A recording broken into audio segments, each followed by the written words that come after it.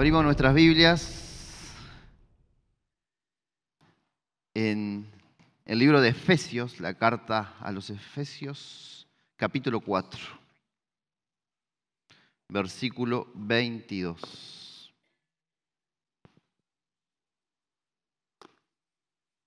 Oramos.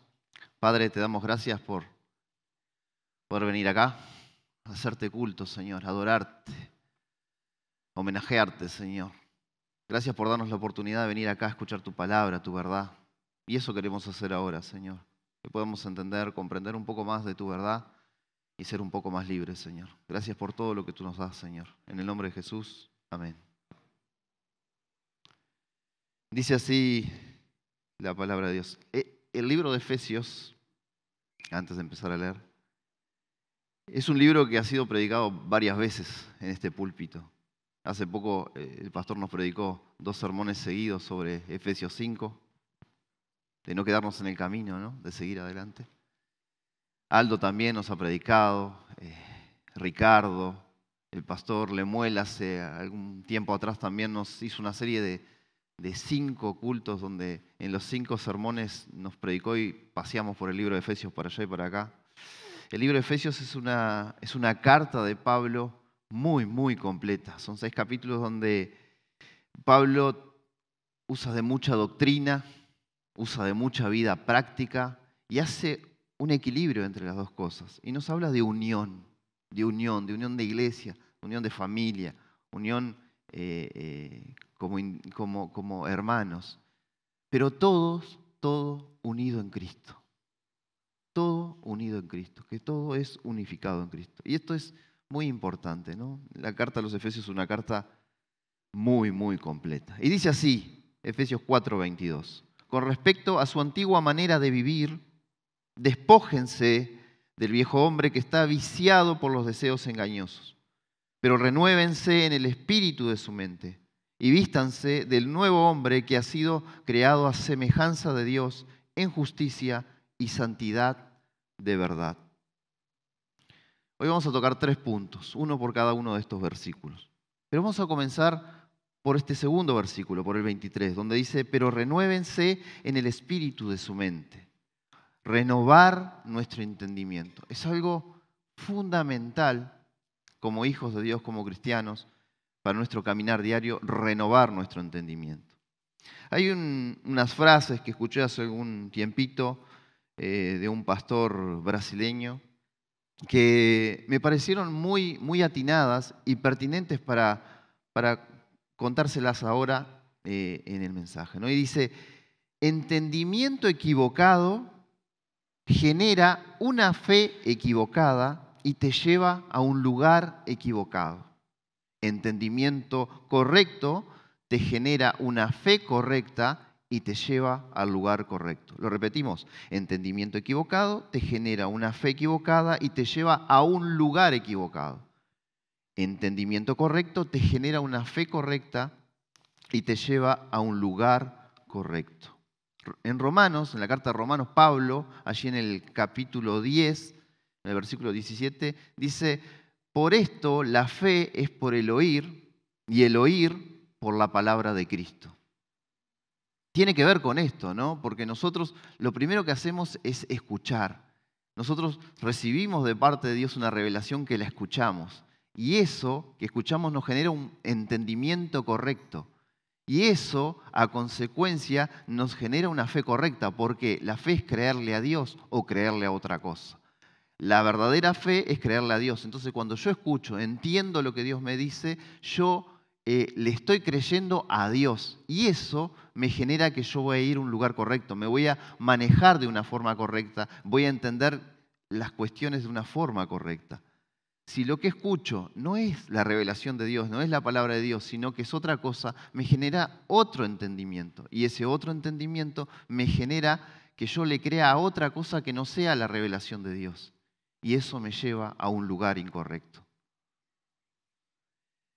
Pablo un poquito más adelante en Romanos también 12, 1 y 2 dice, así que hermanos, les ruego que por la misericordia de Dios, que presenten sus cuerpos como sacrificio vivo, santo y agradable a Dios, que es el culto racional de ustedes. Ahora seguimos con el 2, pero vamos a ver unos detallecitos de este capítulo, de este versículo.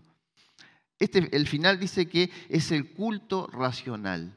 ¿Qué es el culto? El culto es lo que nosotros hacemos acá. Nosotros le hacemos un homenaje a Dios. Nosotros le venimos a alabarle, a adorarle, homenajearle, a tenerle a Él en primer lugar. Acá no tenemos artistas que cantan y músicos geniales que tocan la guitarra. Son geniales, pero no quiere decir que ellos vengan a actuar acá. Tampoco tenemos público. Tampoco tenemos oradores. Todo esto a media cuadra acá en las trastiendas hay. Pueden ir si quieren. Pero acá lo que venimos a hacer es homenajear a Dios. Y eso es el culto. Acá lo que se hace es un culto.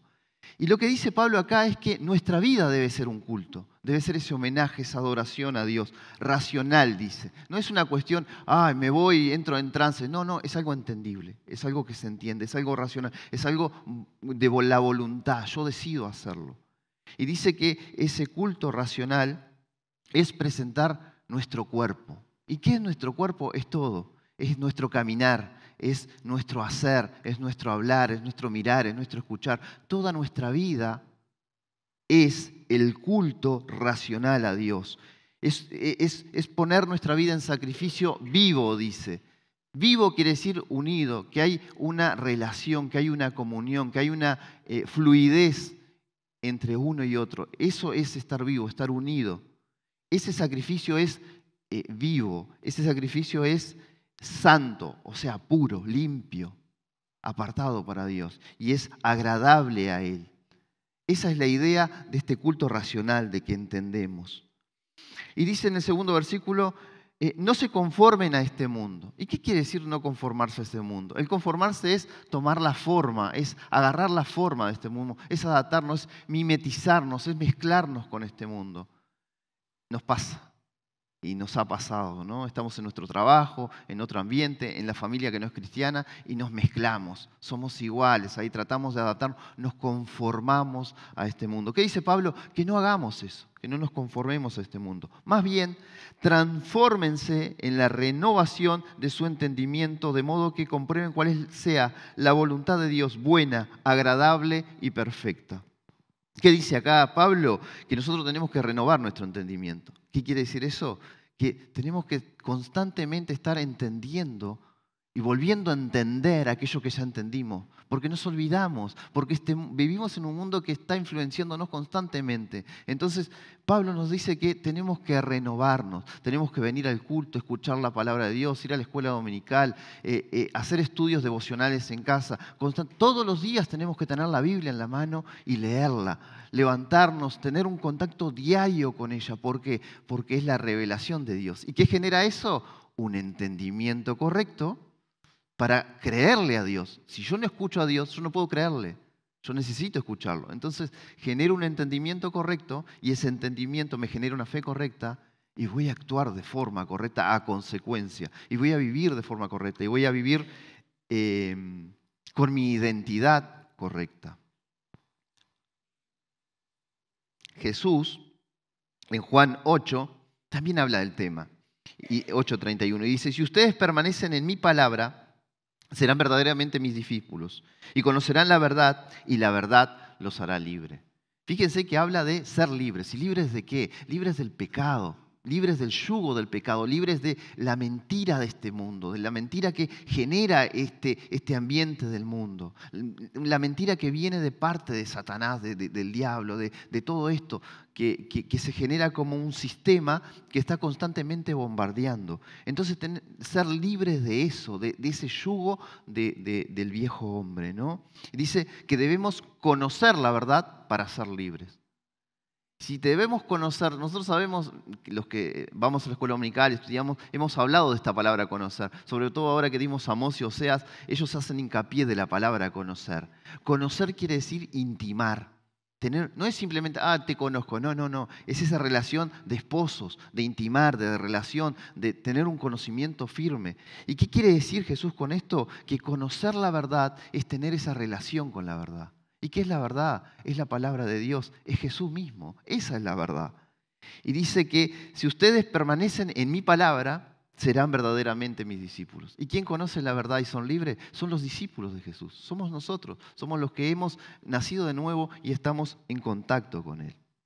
Un poquito más adelante, versículos más adelante de este capítulo 8 de Juan, en el 44, Jesús les dice a los fariseos: ustedes son hijos de vuestro padre el diablo. ¿Se acuerdan de esto? Y al final de ese versículo 44, Él describe al diablo y dice que el diablo es mentiroso y padre de mentira. Cuando Jesús estaba en el desierto, después de esos 40 días, sin comer nada, sin beber nada, se le aparece Satanás ahí. Satanás, el diablo, el nombre que quieran ponerle. Se le aparece ahí, ¿no? Se le aparece y le viene con un argumento. Le viene con un argumento de las Escrituras, porque él le presenta las Escrituras. Pero es un argumento distorsionado. Jesús ya nos había advertido: es mentiroso, es padre de mentira, ¿no? Él lo que hace es agarrar la verdad y distorsionarla un poco. Queda parecida a la verdad, pero no es la verdad, no es la palabra de Dios. Lo que el diablo le estaba diciendo, si bien citaba la Escritura, no era palabra de Dios. Era algo parecido, pero no era. Jesús es Jesús. Él no precisó usar de sus poderes, superpoderes divinos para esto. Él simplemente sabía quién era. Él conocía la verdad y simplemente lo rebatió con la verdad. 3 veces sucedió, las 3 veces la rebatió, siguió como estaba y el diablo tuvo que irse en ese momento. Lo contrario sucedió en el Edén. En el Edén, Adán y Eva estaban con Dios, estaban en comunión con Dios. Ellos escuchaban a Dios y le creían a Dios porque veía bien la cosa, ¿no? Entonces ellos iban actuando bien. Hasta que llega un momento que este personaje entra también en la historia, Satanás, y viene en la forma de la serpiente, y viene y le dice a Adán y Eva: bueno, no es tan así como dice, y nuevamente trastoca la palabra que Dios dio, la acomoda según Él quiere, según Él quiere. ¿Y qué hace Adán y Eva? Van hacia un nuevo entendimiento que no es el entendimiento revelado de Dios. ¿Y qué pasa con eso? Generan una fe que no es una fe en Dios, es una fe en ellos mismos, en lo que dice la serpiente, en otra cosa. ¿Qué fue a la consecuencia de esto? Fue que fue un camino incorrecto que tomaron. Un camino equivocado. En Romanos 10:17, Pablo dice: por esto la fe es por el oír, y el oír la palabra de Dios. En este mundo está alejado de Dios y por esto viven una verdad aparente. Nosotros seguramente hemos escuchado muchas veces que amigos en la facultad, en la escuela, en el liceo, en el trabajo, dicen: yo tengo mi verdad. Yo tengo mi verdad. Cada uno tiene su verdad. La verdad es relativa. Hay una filosofía que piensa que predica eso, ¿no? Que la verdad es relativa. Cada uno tiene su verdad. Y saben que si sacamos a Dios de la jugada, tienen razón. Tienen razón. ¿Por qué? Porque nosotros estamos limitados a lo que vemos, a lo que hablamos, a lo que escuchamos, a lo que podemos tocar, hacia dónde podemos dirigirnos. Estamos limitados al tiempo, estamos totalmente limitados. Y al correr de nuestra vida estamos limitados a lo que podamos estudiar, adquirir conocimiento, pero siempre es limitado. Siempre es limitado. Y esa es nuestra verdad. Si Dios no viene de afuera y nos revela la realmente verdad de todo, no podemos. ¿Y por qué Dios sí puede ver toda la verdad? Porque Dios es omnipotente, omnisciente y está fuera del tiempo. Dios es eterno. La eternidad no es tiempo infinito, la eternidad no es tiempo, es fuera de tiempo. Es algo medio difícil de entenderlo para nuestra mente, pero es así. Dios no está limitado por el tiempo. Entonces Dios conoce todas las cosas, conoce todos los tiempos, Él sabe cómo funciona todo, Él está en todo lugar. Entonces Él sabe todas las cosas y Él tiene una perspectiva de la verdad que ningún ser humano puede tenerla, ni el mismo Satanás puede tenerla. Solo Dios puede tener la perspectiva de la verdad. Entonces, este mundo está limitado por eso. Y si no hay una búsqueda de Dios, no hay una búsqueda de que Dios revele eso, es imposible salir. Por eso, para este mundo es una realidad que cada uno tiene su verdad, porque no logran más allá de lo que está dentro de sus límites. Es un mundo que está atado al pecado. está aprisionado a una naturaleza caída. En Juan 17:15, en Juan 17, todo el capítulo 17 de Juan, Jesús hace una oración. Y esa oración es muy interesante. Esa oración la hace un poco antes de ir a Getsemaní, de pasar toda aquella madrugada, de luego ir a la cruz. Pero le hace una oración al Padre pidiendo por varias cosas muy interesantes. Pero hoy vamos a tocar un puntito nomás que es muy importante, que es en el versículo 15 de Juan 17. Dice, no ruego que los quites del mundo, sino que los guardes del maligno. Le voy a pedir algo. ¿Se animan a ponerse de pie? Ahora vamos a hacer un ejercicio. Vamos a llenar nuestros pulmones de aire. ¿Lo soltamos? ¿Volvemos a llenarlo? Lo soltamos. ¿Se dieron cuenta de algo? Estamos todos vivos en este mundo. ¿Se dieron cuenta de eso? Estamos en este mundo. Tomen asiento, tomen asiento. Estamos en este mundo. O sea, nosotros somos hijos de Dios y estamos en este mundo. Tenemos las condiciones para estar dentro de esta oración. Jesús oró por nosotros y le pidió al Padre que no nos sacara de este mundo. Porque todavía Él necesitaba que nosotros estuviéramos acá. No sé cuándo nos vamos a ir, si esta tarde, si mañana, si la semana que viene, si dentro de 10 años, algunos más jóvenes capaz que dentro de 60. No sé cuándo nos vamos a ir, pero mientras estemos acá, el Señor no está pidiendo que nos saquen del mundo. La iglesia está acá en este mundo. Dice, no pido que los saques del mundo. Lo que pido es que los guardes del maligno. Y es Jesús el que está orando. Y le está pidiendo al Padre que nos guarde del maligno. ¿Ustedes creen que el Padre no lo va a hacer? Claro que lo va a hacer, porque Jesús sabía lo que le estaba pidiendo. Y sí nos guarda del maligno. ¿Y quién es el maligno? El maligno es Satanás y todas estas huestes que hay en este mundo. Es esta filosofía mundana, es todo este mundo que está constantemente metiendo presión sobre nosotros, ¿no? Este mundo es el maligno, el diablo es el maligno, ¿no? Y nos pide que nos proteja de él. Fíjense que nosotros venimos hablando todos estos puntos que Pablo marcó, que Jesús lo marca y que tiene que ver con el entendimiento, ¿no? Con mantenernos entendiendo la verdad para mantenernos firmes en la fe, para poder actuar de forma correcta. Nosotros necesitamos entender los principios que Jesús nos enseñó, los que a través de Pablo nos dejó escrito, estas cosas que nosotros después le pusimos el nombre de doctrinas, de preceptos, de estas cuestiones que son importantes entenderlas. ¿Para qué? Para saber quién somos, para saber cómo actuar, para saber lo que ya Jesús hizo por nosotros, para no estar siguiendo viviendo como no debo vivir. Dice en Efesios también más adelante en 6:12, dice, porque nuestra lucha no es contra sangre ni carne, sino contra principados, contra autoridades, contra gobernantes de estas tinieblas, contra espíritus de maldad en los lugares celestiales.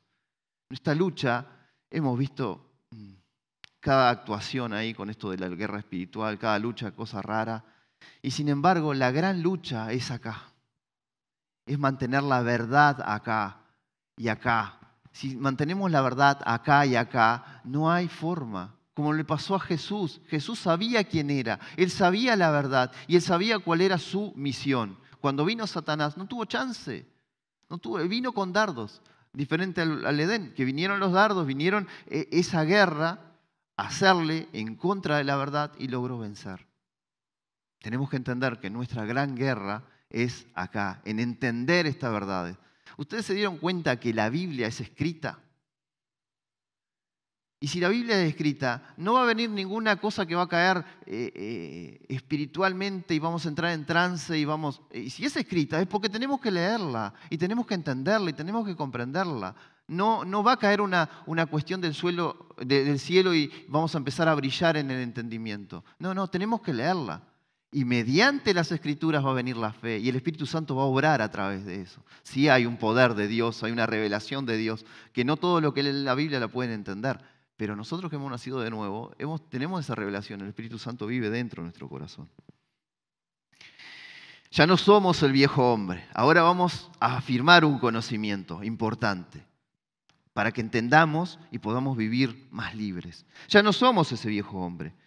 Efesios 4:22 dice, con respecto a su antigua manera de vivir, despójense del viejo hombre que está viciado en deseos engañosos. Pablo en su carta usa 3 actividades humanas en general, en sus cartas, en sus enseñanzas, ¿no? Para que podamos entender de qué se trata la salvación, de qué se trata la transformación que Dios hace para el ser humano, ¿no? El recuperar eso que se había distorsionado. Es una actividad religiosa, cuando habla de propiciación, palabra difícil, pero propiciación quiere decir que Dios tiene una ira contra el pecado. Y la paga del pecado es la muerte. Y hasta que no se cumpla esa paga, esa ira de Dios va a estar. Porque tiene que equilibrarse lo que se desequilibró. Tiene que llegar a su momento de equilibrio nuevamente. Y Dios necesita que suceda eso. Tenemos esa figura, por eso es religiosa, del Antiguo Testamento. El sacerdote, tomando la sangre del animal sacrificado afuera, una vez por año, entra al lugar santísimo. En el lugar santísimo está el arca y sobre el arca está el propiciatorio. Fíjense esto de la propiciación. Y ahí es salpicada la sangre del animal afuera. Eso significa que alguien murió, por eso esa sangre está ahí. Y se aplaca la ira de Dios. Eso es la propiciación. Luego, que no vamos a profundizar mucho en esto porque está todo relacionado con los demás también. Luego está la actividad del mercado de esclavos, que habla de redención. Fíjense que son figuras de la época que Pablo usaba para que entendiéramos, ¿no? Y la redención, ¿qué es? Va el dueño del esclavo con su esclavo al mercado de esclavos, viene otro y paga el precio de ese esclavo y lo redime. Lo redime. Ya no está bajo ese dueño, ya pasa a estar bajo otro dueño. Y luego tenemos la actividad forense, la justificación. Actividad forense, nosotros decimos forense, ya vemos un cadáver, ya pensamos en un médico que va ahí, el forense, y le decimos forense. Forense tiene que ver con las actividades en los tribunales. Y el médico forense es el que va a recoger esas evidencias para llevarle a los tribunales. Por eso el tema judicial, todo tiene que ver con lo forense, ¿no? Cuando hablamos de justicia, también involucramos estos otros términos que hablamos recién. Son conceptos que vienen unidos. Juez, ley, castigo, culpa, transgresión, juicio, inocencia. Estos son todos términos forenses, relacionados con los tribunales de justicia. Pero Pablo va más allá, le agrega cosas y nos lleva al tema de las demandas legales que vienen de la esencia de los atributos mismos de Dios. A los términos forenses se le suman términos, esto todo en las cartas de Pablo, ¿no? Pecado, expiación, sacrificio, redención, imputación, propiciación, redención. Pablo tiene la necesidad de utilizar estos términos para poder completar una mejor comprensión de la obra de la redención, de la obra de salvación de los humanos y de entender que no se violan los atributos de justicia de Dios. Dios es misericordia y es amor, pero también es justicia y rectitud. Hay que combinar las dos cosas. Todo esto convive en una redención humana. Todas estas cosas están dentro de la redención, dentro de la salvación del humano. Pablo parte desde este sistema forense, desde estos tribunales de justicia humanos, para llegar a comprender en cierta forma lo que sucede en la salvación, en la redención. Ahora les voy a pedir que hagamos un ejercicio, ¿no? Imaginémonos, un hombre llega a un tribunal y es acusado de transgredir la ley. Se presentan las pruebas, se presentan las evidencias y frente a estas pruebas, frente a estas evidencias, hay algunas posibilidades que suceden. Uno, el acusado es encontrado culpable y recibe su castigo. Dos, el acusado es encontrado culpable, pero deciden perdonarlo y no recibe castigo. Esto sería algo ilegal, eso sería algo que no está bien. Luego también está el que es acusado y es inocente, es acusado pero es inocente y recibe ese castigo. Esto también está mal, porque un inocente nunca puede ser castigado. Y el cuarto, ¿y qué acusado es encontrado inocente y es justificado? Y ahí entra esa palabra, justificado. ¿Y qué es ser justificado? ¿Por qué el inocente es justificado? Porque se tomaron sus acciones, se pusieron frente a la ley y él fue justificado porque fue encontrado justo y ha caminado dentro de la ley. Dios puede actuar solo de forma justa. Esto lo tenemos que tener claro. Siempre Dios va a ser justo. Por lo tanto, solo es posible que Dios actúe en dos de estas posibilidades que dijimos de recién. en la primera y en la última. O sea, que el que es culpable es castigado y el que es inocente es liberado. La idea es que Dios perdona al que realmente es culpable. Sería ir en contra de aquellos atributos de justicia de Dios, ¿no? Y entonces surge la pregunta, ¿cómo es posible que Dios perdone nuestros pecados sin violar su justicia? Porque muchas veces nosotros pensamos, Dios me perdonó los pecados y simplemente Él decidió en un momento decir, bueno, te perdono, vení conmigo. No, es imposible, porque Dios es santo y el pecado es totalmente lo contrario a la santidad. Entonces es imposible que Dios tome esa decisión. Él es Dios, puede hacer lo que quiera. No, Él no puede hacer lo que quiera, porque Él no puede ser injusto. Él no puede no amar. Él no puede ir en contra de sus propios atributos. Sería algo ilógico, irracional. Entonces viene esa pregunta, ¿cómo es posible que Dios perdone nuestros pecados sin violar esa justicia? Ser justificado es ser declarado justo. Para esto, el acusado no puede haber transgredido la ley. El tribunal lo declara justo porque se mantuvo recto, justo dentro de la medida de la ley. En el caso del ser humano que transgredió la ley, todos transgredimos la ley, seremos declarados culpables. Y aquí, frente a esta situación, es difícil para el hombre y su redención, para el hombre y su salvación. Es difícil la situación que queda el hombre, ya que no tiene ninguna oportunidad de librarse de esa condena. Todos los seres humanos pecaron y transgredieron la ley y son condenados. Esto es justo, ya que el que seamos condenados es justo, ya que es lo que corresponde en una creación donde es guiada por la mano justa de Dios. Es lo justo. Ahora, Dios, ya sabiendo de antemano y siendo parte de esta planificación, generó una forma justa para redimir al ser humano sin violar su justicia y sí actuando en amor. Y aquí interviene Jesús. Aquí llega Jesús. Y sucede algo que en un tribunal humano sería imposible que ocurriera sin violar la justicia, ya que no existe nadie con las características de Jesús. Todos llevan sus transgresiones y nadie puede asumir la transgresión de otro sin despojarse de las suyas propias. Sin embargo, Jesús no tiene transgresión. Jesús vivió una vida justa en esta tierra y la vivió igual que nosotros, sin ninguna ventaja. Dios se hizo hombre y vivió como un ser humano más. El justo que no transgredió la ley por los injustos que sí transgredieron la ley. Aquí entramos en un terreno legal importante de entender. Ya cuando Jesús asume mi rol de castigo, en el castigo, cuando va a la cruz y muere en mi lugar, yo ya no debo pagar más la condenación, porque Él ya cumplió. Pero ¿en qué situación quedamos nosotros? Soy el mismo que cometió el delito, el mismo transgresor, pero sin la necesidad de cumplir la condena, porque Jesús ya murió. Esto, si fuera hasta acá nomás, sería algo terrible, porque saldría de allí sin necesidad de ser condenado, pero con la misma esencia transgresora. O sea, seguiríamos siendo esa máquina de pecar. Simplemente se hubiera hecho cargo Jesús de nuestro pasado, si fuera solo eso, ¿no?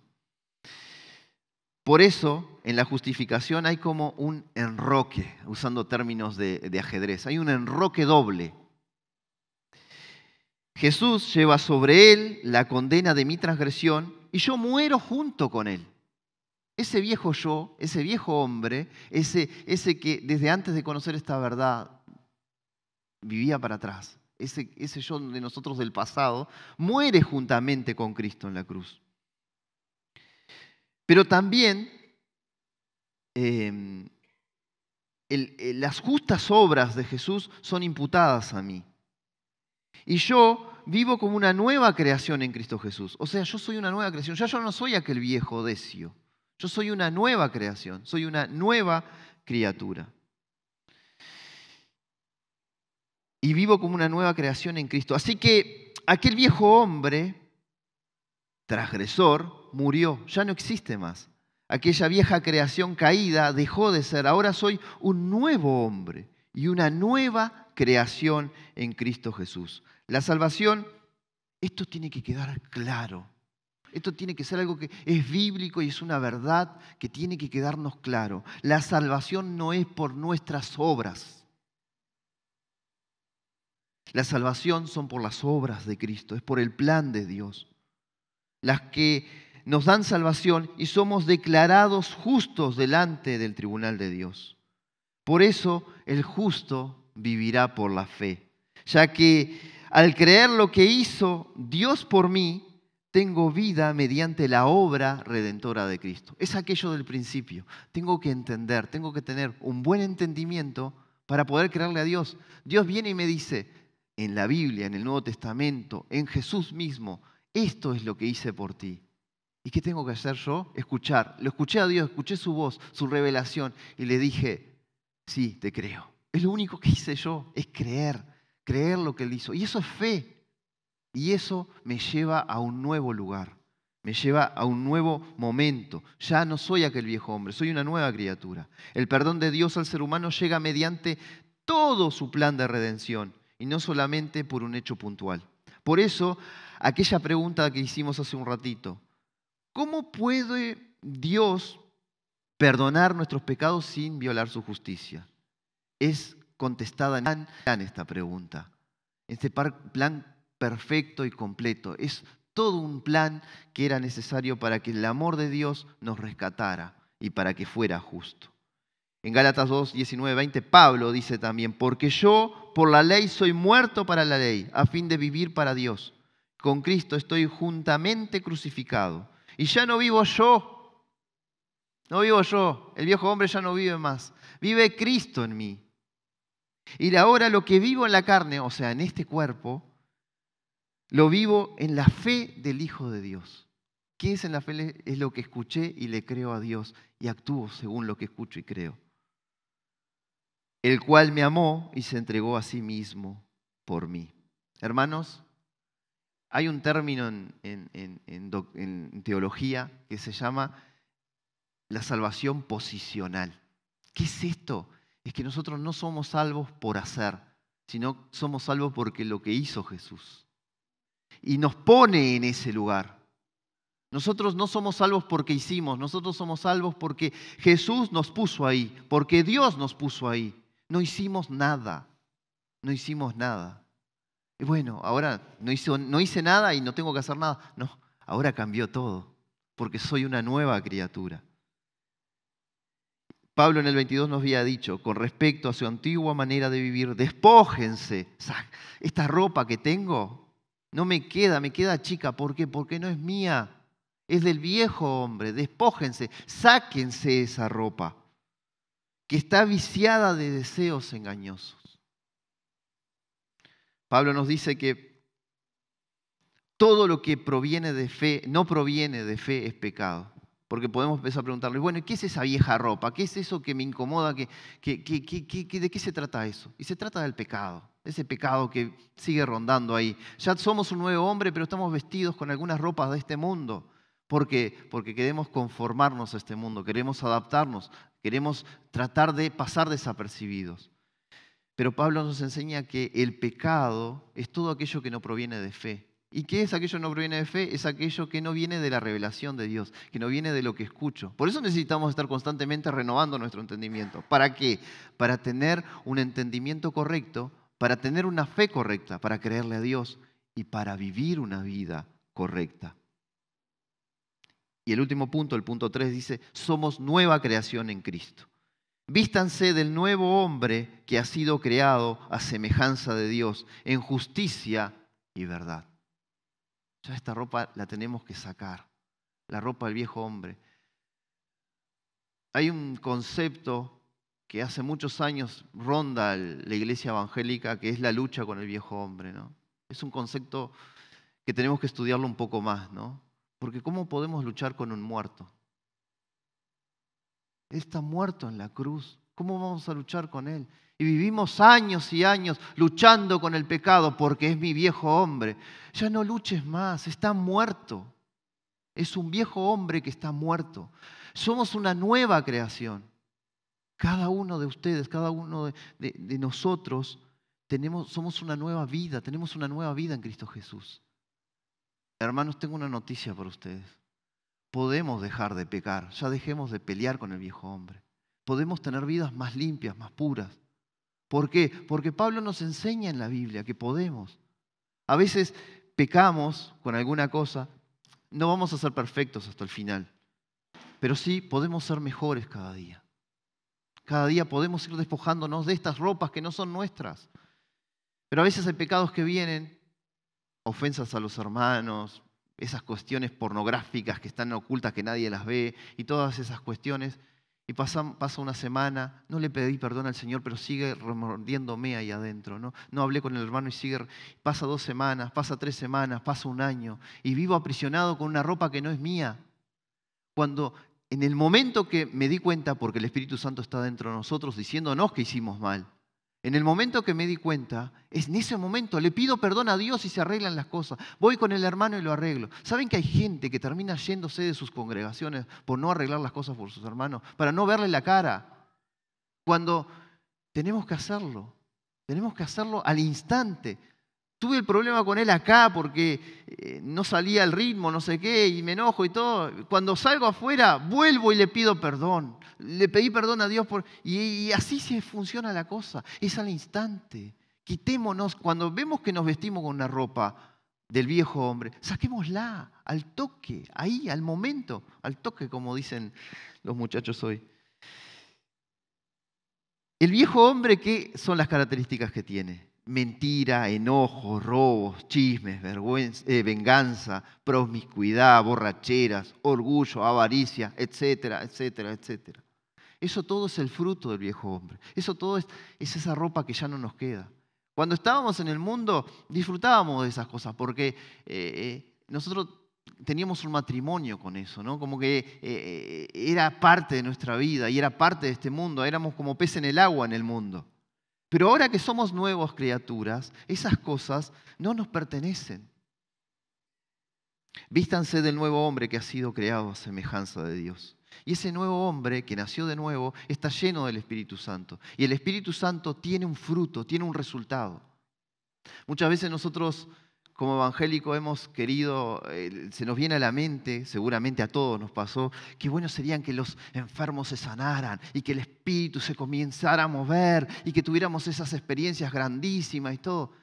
Son experiencias puntuales, esos avivamientos, son experiencias puntuales que el Espíritu Santo obra por alguna circunstancia. Pero el verdadero poder del Espíritu está en transformar personas. Y a ese viejo hombre que está muerto en la cruz, en el nuevo hombre. Y ese nuevo hombre, ¿cuáles son las características? Es un hombre lleno de amor, gozo, paz, paciencia, amabilidad, bondad, fidelidad, humildad, dominio propio. Ay, sí, pero alguna de esas no me salen muy bien. Actúa en consecuencia. Vos naciste de nuevo, sos un hombre regenerado, sos una mujer regenerada, sos una nueva criatura, el Espíritu Santo obra en ti. Ya no te vistas con esa ropa, vestite de la otra ropa, hacelo. Ah, pero no me sale. Hacelo que te va a salir, porque si naciste de nuevo, te va a salir. Te va a salir. ¿Por qué? Porque el fruto es el resultado de tu comunión con Dios, de quién sos en Cristo Jesús. La salvación es posicional, ahí nos puso Dios, pero a partir de ahí no es todo. A veces nosotros pensamos que la salvación es todo y siempre estamos hablando de la salvación, se pierde, no se pierde, es esto, es aquello. Y siempre la salvación es el comienzo de la eternidad, es el comienzo. Y la fe no es solo para la salvación, la fe es para todo. De aquí en más, la fe va a ser nuestro sostén, es como la sangre que corre por nuestras venas. La fe, el escuchar a Dios y creerle a Dios y vivir en consecuencia, se puede. Si Pablo nos dijo que es el que Dios lo usó para transmitirnos, que se puede, se puede. Hemos visto grandes personas de Dios que han cambiado, se han transformado y hemos visto su evolución. Si nosotros nos paramos ahora y miramos atrás nuestra vida, si realmente nacimos de nuevo, hemos visto una evolución, hemos dejado vicios por el camino. Aquellas malas palabras que dijimos cuando veníamos al Señor, seguramente ya no las decimos. Vemos que nuestro carácter está siendo transformado, estamos mejorando. Y bueno, sigamos creyéndole a Dios. Vivamos firmes a eso. Si entendemos cada día que Cristo ya se hizo cargo de nuestra salvación y que nuestro viejo hombre ya murió juntamente con Jesús en la cruz, podemos despojarnos, sacarnos, quitarnos esa ropa que ya no nos pertenece. Ropa que nos quedan incómodas, porque no están hechas a nuestras medidas. Eran de aquel viejo hombre, porque son de otra persona, son de otra identidad. ¿Qué debemos hacernos? Vestirnos con las nuevas ropas que le pertenecen a esta nueva creación en Cristo. Debemos asumir nuestra identidad que tenemos como nueva creación. Esta nueva creación es la que puede obrar en justicia y santidad. ¿Qué es obrar en justicia y santidad? Es vivir una vida justa. Y es una vida santa, una vida apartada del Señor. Ojo que no le estoy hablando desde una posición santa acá. Yo estoy escuchando lo mismo que ustedes. Tenemos que cambiar. Imagínense esto. Si viven en un condominio, en un edificio, el barrio, la calle. Imagínense que ustedes a partir de ahora empiezan a dejar que el fruto del Espíritu salga a luz en sus miembros, en sus cuerpos. Cuando ustedes caminan, cuando ustedes hablan, cuando ustedes escuchan, cuando ustedes ven, cuando ustedes caminan. Seguramente al principio los vecinos van a decir, uy, este santurrón, por Dios, uy, me viene a abrazar de nuevo, uy, y está ahí tratando, no lo banco aquel y me quiere hacer que me apacigüe con aquel, uy, Dios, qué pesado. Pero van pasando los días, las semanas, los años, y seguimos siendo igual. Esa persona va a venir y decir, muchacho, ¿qué tenés? Muchacho, ¿qué te pasa? Ya no va a ser una molestia, va a ser un llamado de atención. Porque el Espíritu Santo está hablando a través de nosotros. ¿Saben para qué estamos en este mundo nosotros? Para ser sal y luz. No estamos para comprarnos una casa, un apartamento, terminar la carrera. Esas cosas son adornos en la vida, son necesarios, pero son adornos en la vida. ¿Saben por qué Jesús no nos sacó del mundo? Porque somos luz y sal. Y la forma de ser luz y sal es teniendo este fruto del Espíritu evidente en nosotros. No amoldándonos a este mundo. No tengan miedo, no tengan espíritu de cobardía, decía Pablo a Timoteo, sino tengan espíritu de amor, de dominio propio. Que ese fruto del Espíritu esté presente. Así que, hermanos, mi obrar es por lo que soy, por mi identidad, porque soy un hijo de Dios. Yo actúo en consecuencia de lo que soy. No pequemos más, ya está. Estoy en el trabajo, el patrón me dice, vos decile que no estoy. Sí estás, no le voy a decir que no estás. Es una pavada. No, para mí no es una pavada. Porque esas pequeñas cosas todas forman la gran cosa. Y así en consecuencia en todo, ¿no? A lo que me conviene y no me conviene, ¿no?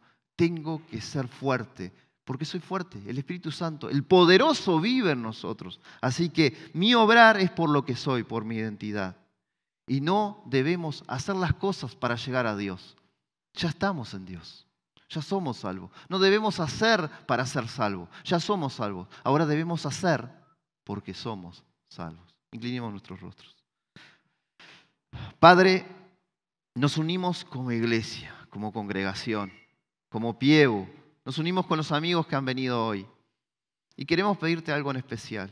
Que esta verdad que escuchamos hoy esté impregnada en nuestro corazón.